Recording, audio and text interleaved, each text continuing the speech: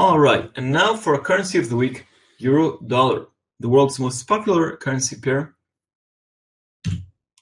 Let's begin with a look at the charts. We had here a triple bottom recurring feature at 106.30. All right, and it fell off and reached a new low of around 105.60. From here we had a bounce. And we have higher lows. Again, first low 103.40, the 14-year low at the beginning of the year, then 104.90, then now 105.60.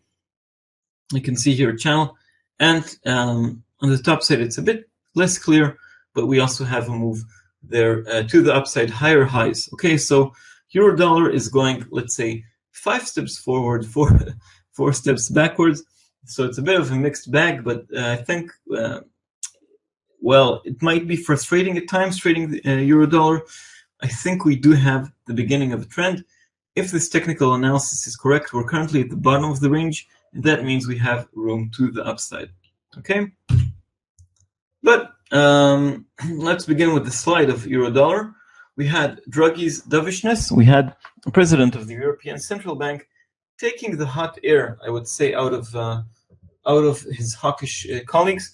So I'll mention a few of his colleagues talked about raising interest rates, at least the deposit rate, before ending quantitative easing, not extending QE beyond 2017, and in general expressing optimism. And then came the person that has the biggest impact, the president, Mario Draghi, the Italian. He said, we didn't mean to say anything in that decision.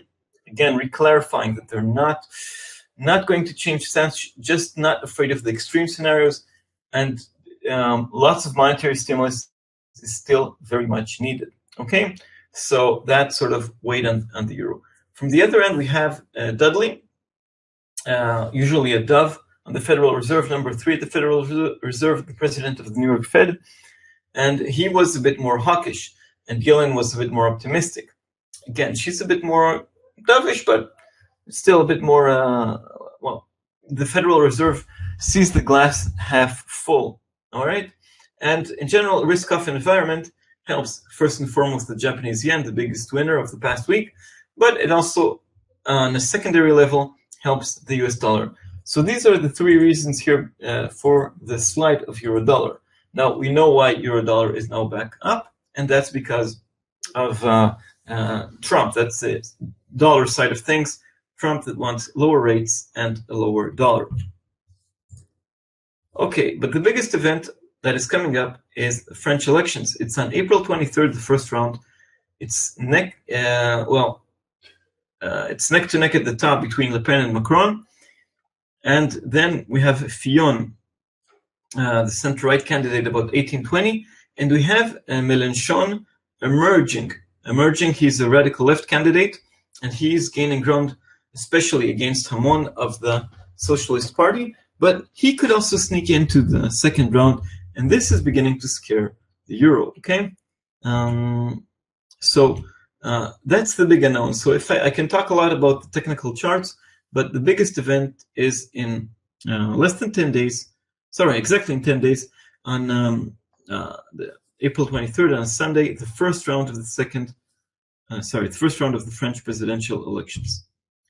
So let's begin with the baseline scenario, which will help the euro if this happens. Baseline scenario is that Le Pen here, extreme right candidate, Marine Le Pen, she faces Emmanuel Macron, former socialist and centrist, at the second round. Now, they're neck to neck in the first round. It matters who comes first for momentum, but basically all the polls are very consistent, showing that if these two reach the second round, Macron will beat Le Pen by about 25%, 62 to 37 or something like that. Okay, so that's not within the margin of error like Brexit. It's not close like with Trump. It's an easy win for an insurmountable gap for Le Pen. Okay, markets of course want Macron because he's centrist, pro-market and pro-European. Le Pen is extreme. She wants a referendum on Brexit, anti-immigration. So in this scenario, there's a clear choice, and also the probability that Macron will win is very, very high, if indeed he reaches the second round. And here is one nightmare scenario, okay?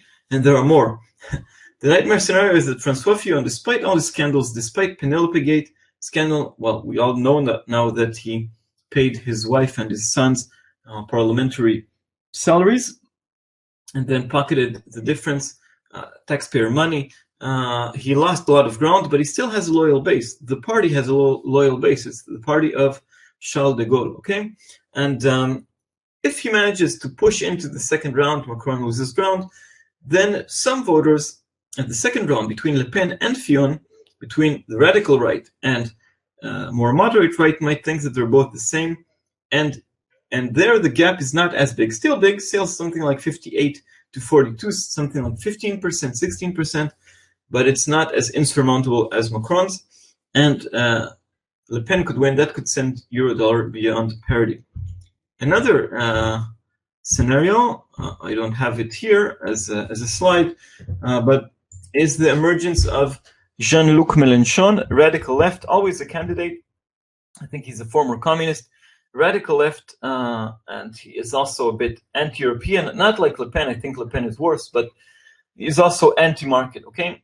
And he had an excellent performance in the debate, in the second debate, and he gained ground first and foremost against Benoît Hamon, which is a socialist but leans left, so they're relatively close in ideology, but Mélenchon had a much better appearance, and he could also gain votes from Macron or I don't know who, but anyway, he could also sneak into the second round.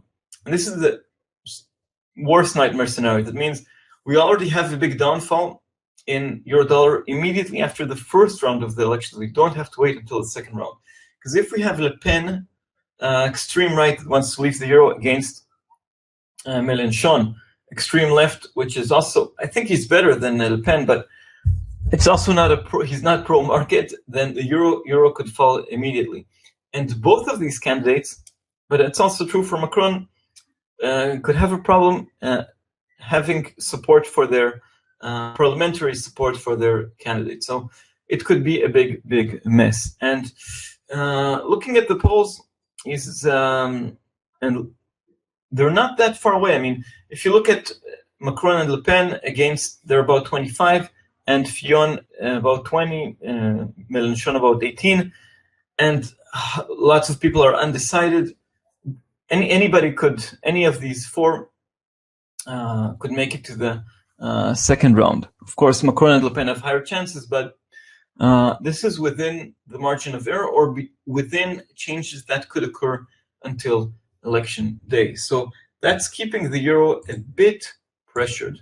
If you watch financial TV or read financial press, you'll see that Jean-Luc Mélenchon has never had so many people talking about him. Okay, but let's leave the nightmare scenario. Well, tensions are rising.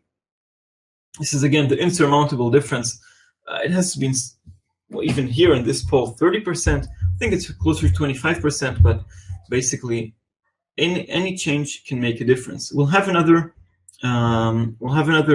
special preview for the French elections in the show next week. Next week the show will be as usual at on Wednesday at 7 GMT. Anyway, any change in the polls that are relatively stable can make a difference.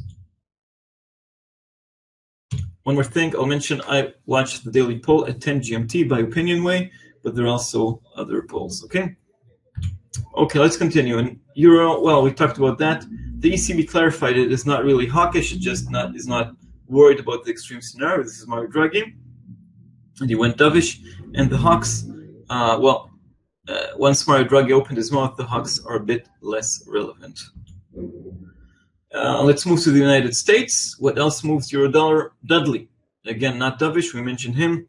And more talk about balance sheet reduction, which is positive for the US dollar. A June hike is certainly on the cards. Initially, after the non-farm payrolls, the odds of a rate hike fell a bit, but they're still above 50%, 60% last time I looked. There's still a lot of time until June. There's another rate decision in May, but it isn't as important. The dovish hike, the impact of the dovish hike that helped weighed on the US dollar moved away. In the meantime, we have Trump to weigh on the US dollar, but on the monetary front, it's a bit more hawkish at the moment. So well, let's talk a bit about U.S. politics. We talked about what he said about wanting a weaker dollar and lower interest rate. He scored 2 political victories after quite a losing streak. One is Gorsuch, man pictured here on the bottom, entered the Supreme Court, and the Republicans managed to please their own party. At least, and he's considered a good judge. So of course, many people don't like him, but he's not a controversial pick. Let's put it this way, not an extremely controversial pick. And what happened in Syria, it's also positive for Trump. He goes tough against Vladimir Putin. He shows he's a leader. He does a different move than Obama. We'll see how that thing goes on forward, but at least for now, Trump seems to be more in control. But remember, again, more in control means he can also down the dollar. There's a bit more talk about infrastructure, but that, well, in the meantime, faded away with all the geopolitical stuff. Russian investigation is still on, went back to the back burner at the moment, but it could hurt his presidency. Healthcare reform refuses to die, but nothing real is in sight now. Congress is in Easter break. In taxes, what markets want, tax code reform still looks far.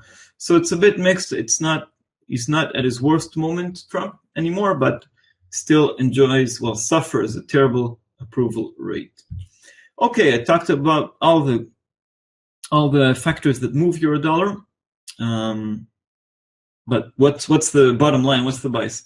Well, the bias temporarily tilted towards the dollar on monetary realignments. Again, the Fed is a bit more hawkish, the ECB is a bit more dovish. And then we had Trump, and I think that after Easter, even now, Trump took the dollar down, but now really the French elections are left, right, and center. The most important thing that makes the big difference for the euro. And let's conclude this special coverage with looking at euro-dollar chart. Again, talked about this triple bottom. I won't repeat that. Lines of resistance 107.25, 107.75, 108.30. Support 105.60, 105.20, 104.90. After next Sunday, after April 23rd, I think, and I hope we'll see bigger moves on euro-dollar, depending, of course, on the outcome. Right.